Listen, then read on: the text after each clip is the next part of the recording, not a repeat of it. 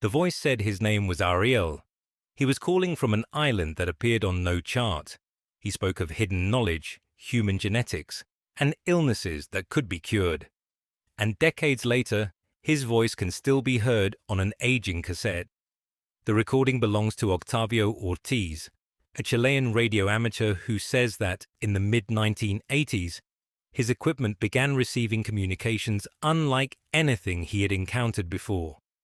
The signal did not bring the clipped language of a ship reporting its position or a hobbyist exchanging call signs. Instead, the man on the frequency claimed to represent an isolated organization somewhere among the cold channels and islands of southern Chile. He called the organization Friendship. According to Ortiz, the contact developed during 1984 and 1985. The speaker, who identified himself as Ariel, described a community of scientists living far from ordinary society. Its members supposedly possessed knowledge beyond conventional medicine and maintained a close relationship with beings not from Earth. At first, the story was carried by nothing more substantial than a human voice passing through static. Ortiz apparently understood how fragile that evidence was. A radio transmission can disappear the moment it ends, leaving only the memory of those who heard it. So he began recording the conversations. Over time, hours of audio accumulated on cassette tapes. The voices discussed human development, the limits of ordinary knowledge, and an interest in the genetic information carried by certain people. One surviving passage is especially unsettling. The voice attributed to Ariel speaks of extracting knowledge already present inside the human mind, using techniques the listener would not understand. It sounds less like a casual conversation than an evaluation. The people listening were not merely being told about friendship, they were being considered by it. But considered for what? As the communications continued, friendship grew from a name into a complete hidden world. The community was said to occupy a remote island south of Chiloé, somewhere among the Chonos and Guaitecas archipelagos. Its inhabitants were described as unusually tall, disciplined, and scientifically advanced. Some versions presented them as a religious group. Others described them as humans working alongside extraterrestrials. Later accounts added laboratories, underground installations, genetic selection, and technology capable of curing diseases that conventional medicine could not. The location was perfect for such a story. Southern Chile is broken into thousands of islands, channels, inlets, and forested ridges. Weather can close around a vessel without warning. Settlements are separated by large areas of water and rock, and many islands appear nearly identical from a distance. To someone listening from Santiago, a secret community hidden within that geography might not have sounded entirely impossible. According to Ortiz, Ariel eventually offered him medical treatment. Ortiz says he refused. The possibility frightened him more than his illness did. That decision also created one of the story's most effective tensions. The man who could have tested friendship's promise never went, while another man would later claim that he had. That man was Ernesto de la Fuente. De la Fuente became the legend's most important promoter and its supposed living proof. He claimed that he had reached friendship aboard a vessel known as the Miraculous II. He described entering advanced facilities on the island and receiving treatment for terminal cancer. According to his account, the illness disappeared. He was the visitor who returned, the patient who survived, and the witness who could transform strange radio calls into a physical place. Yet no medical documentation available to the public established that De La Fuente had suffered the terminal cancer he described. No verified photograph showed the facilities.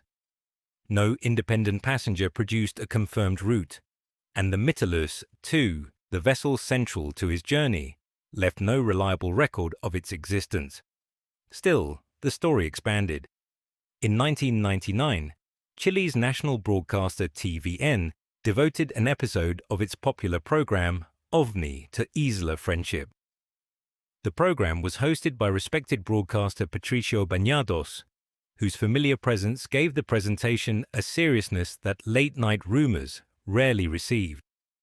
Ortiz, De La Fuente, the radio recordings, and the island's supposed healing abilities entered homes across Chile. The broadcast did not prove that friendship existed, but it changed the scale of the legend. A mystery once shared among radio enthusiasts became a national story. New claims attached themselves to the old ones. People debated possible locations. Some identified existing islands as the secret base. Others treated friendship as a place that could reveal itself only to selected visitors. The more difficult the island was to find, the easier it became to explain why nobody had found it. For years, the strongest element remained the same: the recorded voice. Buildings can be invented, voyages can be exaggerated, memories can change. But a cassette is a physical object, and when it plays, someone is speaking. Even if Ariel was not who he claimed to be, the voice had to belong to somebody. That question eventually drew filmmaker Cristóbal Valenzuela into a much longer investigation. Valenzuela remembered the TVN episode and the impact it had on Chilean viewers.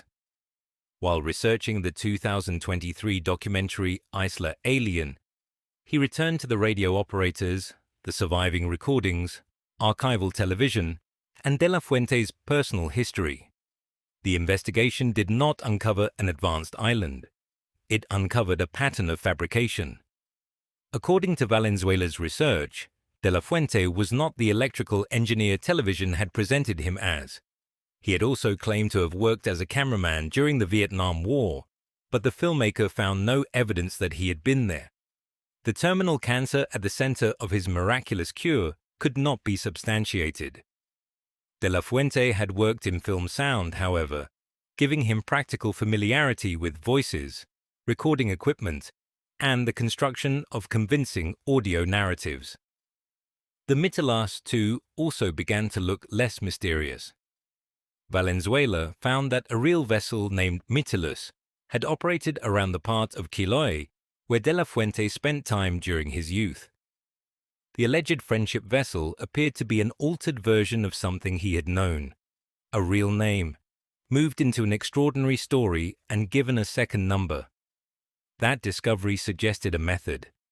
De La Fuente did not necessarily invent every detail from nothing. He could take a genuine object, place, or memory, and transform it just enough to make it difficult to verify. Reality became the raw material of the myth. Then the investigation reached a darker reality. Judicial accounts of the 1973 disappearance of agricultural workers, Luis René Lobos, Gutiérrez, and Carlos Germán Maldonado Torres, Place de la Fuente, and his vehicle within the events surrounding their detention. After an altercation involving the two men and an off-duty Chilean Air Force member, civilians contacted military personnel. Vehicles belonging to De La Fuente and another man were used to move the detainees through military and police posts. Lobos and Maldonado remained in military custody and were never seen again. That record does not prove De La Fuente created the friendship transmissions, or that Chile's dictatorship invented the island as a distraction. But it gives his later stories about secret journeys and people vanishing into an unreachable place a disturbing context.